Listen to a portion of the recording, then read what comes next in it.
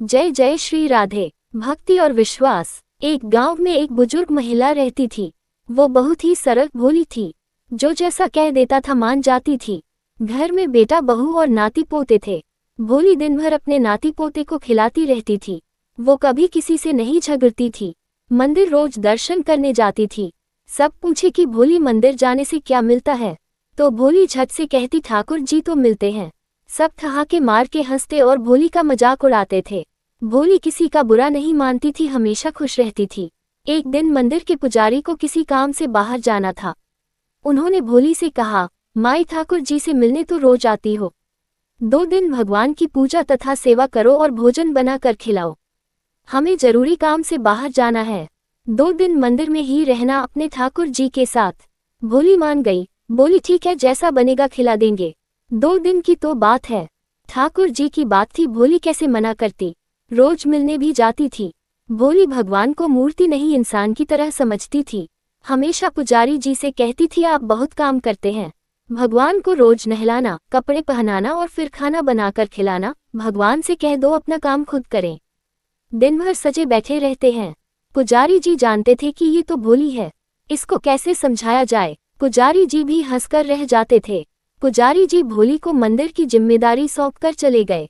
भोली ने बाल्टी पानी भरा और बोली, ठाकुर जी जल्दी आओ, अपने आप नहा लो। ठाकुर जी ने आकर स्नान किया। बोली, कपड़े पहनो जल्दी और ये चंदन रखा है, तैयार हो जाओ। ठाकुर जी ने सब काम स्वयं ही कर लिया।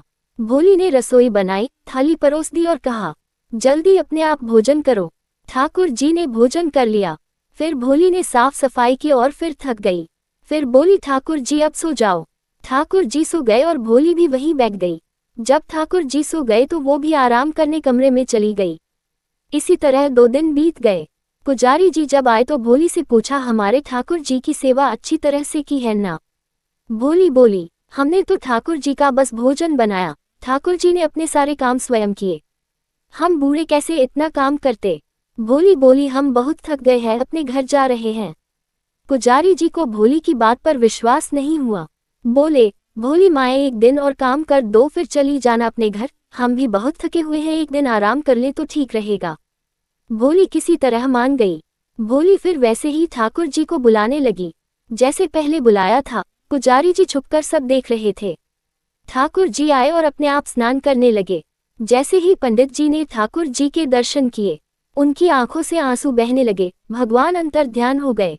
पुजारी जी भोली के चरणों में गिर पड़े और कहने लगे, भोली माई, तुमने आज मुझे भगवान के दर्शन करा दिए। तुम धन्य हो मैया। मैंने इतनी सेवा की परंतु विश्वास की कमी थी, आज मेरी आंखें खोल दी। ऐसी है भोली मैया की कहानी। भोले भक्तों के भगवान होते हैं, उन्हें छल कपट नहीं भाता। अगर आप लोगों को ये वीडियो पसंद आए हो तो प्लीज़ चैनल को सब्सक्राइब करें, लाइक करें, ज़्यादा से ज़्यादा शेयर करें और कमेंट बॉक्स में अपनी राय अवश्य दें। तारांकन। जय जय श्री राधे। Folded hands.